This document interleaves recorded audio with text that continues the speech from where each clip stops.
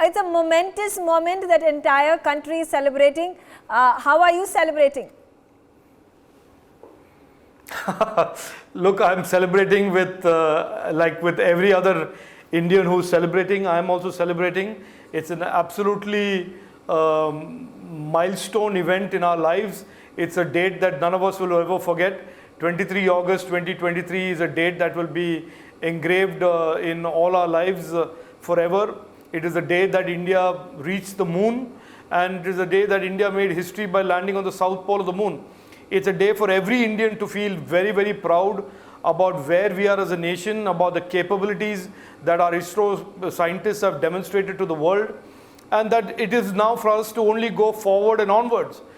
This is an absolutely brilliant day to be an Indian, and it's an absolutely brilliant day for all Indians. Were you also glued to your television screens with your family or colleagues or wherever you were sitting when that crucial moment took place for the final descent? Absolutely. Absolutely. I was with my colleague Dharmendra Pradhan ji, and we were with the entire team at the Skill Ministry, and we sat and watched the last 10 to 11 minutes of the braking phase and the final landing phase, and it was absolutely inspiring to see how flawlessly ISRO and the scientists had planned this and how it was executed. I truly feel humbled and honored and privileged to be an Indian and part of the government, and to be celebrating this momentous occasion in our lives. It is absolutely unforgettable today, and it's unforgettable what we are witness to. The Prime Minister also made a speech right after the landing took place successfully. He's spoken about how even the sky is not the limit any longer. And we are now looking forward to the very successful Gaganyaan and Aditya landing operations, landing programs that are soon going to be launched. They're going to be implemented. No, absolutely. I think today's achievement is a beacon in a way to all our ambitions as a nation that our Prime Minister has unbottled.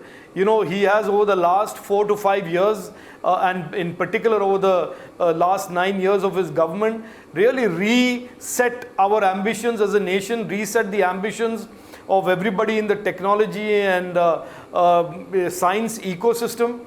And it is clear that this is a big, big milestone in the progress of our nation, in the progress of our nation as a leader in science and technology. And it is absolutely inspiring today to see this day unfold and this historic event unfold in front of our eyes. Absolutely. And we were just a while ago comparing these figures of the kind of budget that used to be allocated for space exploration for ISRO.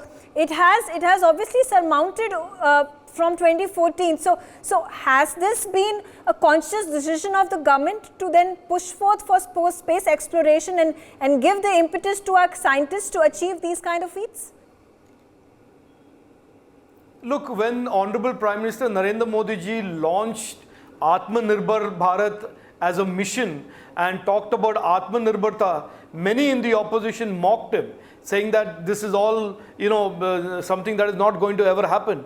But today, these type of complex technology projects that are being done at a fraction of the cost that Western countries spend is a demonstration on one hand of our deep capabilities in science, engineering and technology, and on the other hand, how Atmanirbhar India is becoming, has become and is becoming.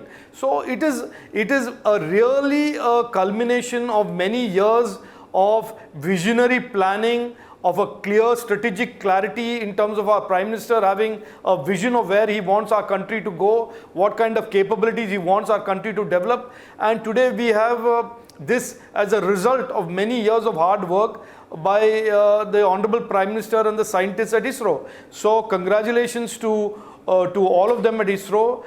Grateful thanks from a grateful nation to all of them, and I must say grateful thanks from all Indians to the leadership of our Prime Minister.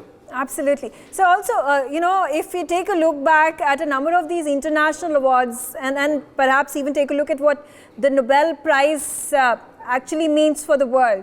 And I don't think there have been physicists who belong to India or have Indian origin who have been felicitated with this award. Do you think this brings India on the international space map and also the recognition that was long due for the Indian scientists? Without a doubt, I think the fact that we've made history today is uncontested. The Western media started covering it. The big names in space and space and technology are tweeting it. So I think the fact that India has achieved what no other country has been able to achieve.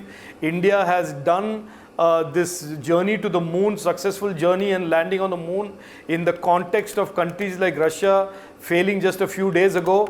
All of this places India at a level and a pedestal as a nation that is responsibly developing technology for the benefit of its people, for the benefit of humankind. And I think our place in the League of Nations in terms of the use of technology and the deployment of technology is unparalleled today, and we are really carving out an absolute place for ourselves in the global League of Nations and the global community of countries.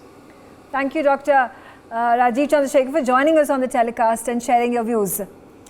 For more such videos, subscribe to the Newsx YouTube channel, hit the bell icon.